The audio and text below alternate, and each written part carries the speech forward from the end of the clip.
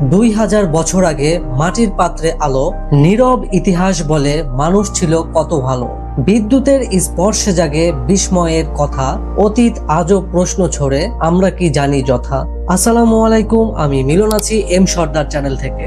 আজকে কথা বলবো 2000 বছর আগে তৈরি এমন একটি ব্যাটারি নিয়ে যা আজও বিজ্ঞানীদেরকে অবাক করে দেয়। আপনি কি বিশ্বাস করবেন, আজ থেকে প্রায় 2000 বছর আগে মানুষ এমন একটি প্রযুক্তি তৈরি করেছিল যা দেখতে মাটির পাত্রের মতো হলেও আসলে এটি ছিল একটি ব্যাটারি। শুনতে অবিশ্বাস্য মনে হলেও এই রহস্যময় আবিষ্কার এখনো বিজ্ঞানীদেরকে ভাবিয়ে তোলে। চলুন আজকে তাহলে জানা যাক সেই অবিশ্বাস্য ব্যাটারি অর্থাৎ বাগদাদ ব্যাটারি সম্পর্কে। ইরাকের রাজধানী বাগদাদ শহরের পাশে মাটি খননের সময় একটি মাটির পাত্রের মতো বস্তু পাওয়া যায়। প্রথমে সবাই ভেবেছিল এটা হয়তো সাধারণ কোনো মাটির পাত্র হবে, কিন্তু বস্তুটির ভিতরে যা পাওয়া গেল তা পুরো ইতিহাসের ভাবনাটাকে একদম পরিবর্তন করে দিল। পাত্রটির ভিতরে ছিল একটি তামার সিলিন্ডার এবং তার ভিতরে ছিল একটি লোহার রড। ভিতরে সবগুলোই ছিল খুব শক্তপোক্তভাবে সিল করা।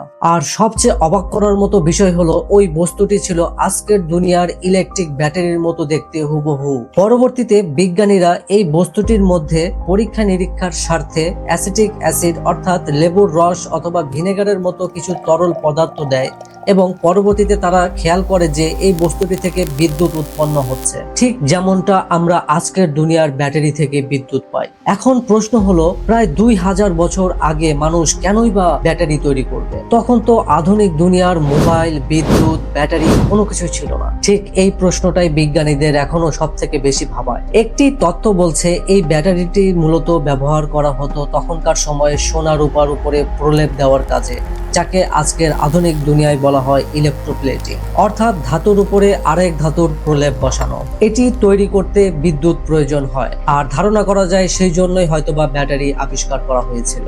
আরেকটি মতামত রয়েছে যা কিনা আরো রহস্যময়। কিছু গবেষকদের মতে এই ব্যাটারিটি ব্যবহার করা হতো ধর্মীয় আচার অনুষ্ঠানে। হালকা বিদ্যুৎ স্পর্শে মানুষ হয়তোবা ভাবতো এটি হয়তো কোনো আধ্যাত্মিক শক্তি। তবে এখনো কোনো লিখিত প্রমাণ পাওয়া যায়নি যে এই ব্যাটারিটি মূলত কি কাজের জন্য ব্যবহার করা হতো। আর ঠিক এখানেই জন্ম নেয় এক রহস্য।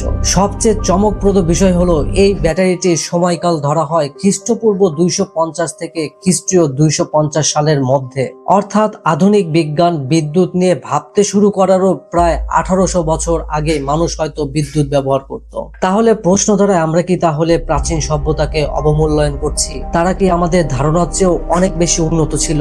বাগদাদ ব্যাটারি শুধুই একটি আবিষ্কার নয়, এটা আমাদেরকে ইতিহাস নিয়ে নতুন করে ভাবতে শেখায়। হয়তো অতীতের অনেক জ্ঞান সময়ের স্রোতে হারিয়ে গিয়েছে, আর আজও আমরা সেগুলোর হারানো টুকরো ধীরে ধীরে খুঁজে পাচ্ছি। আপনি কি মনে করেন এই ব্যাটারিটি কি শুধুমাত্র বিদ্যুৎ উৎপাদনের জন্যই তৈরি হয়েছিল, নাকি এর পিছনে রয়েছে আরো অজানা বড় কোনো রহস্য?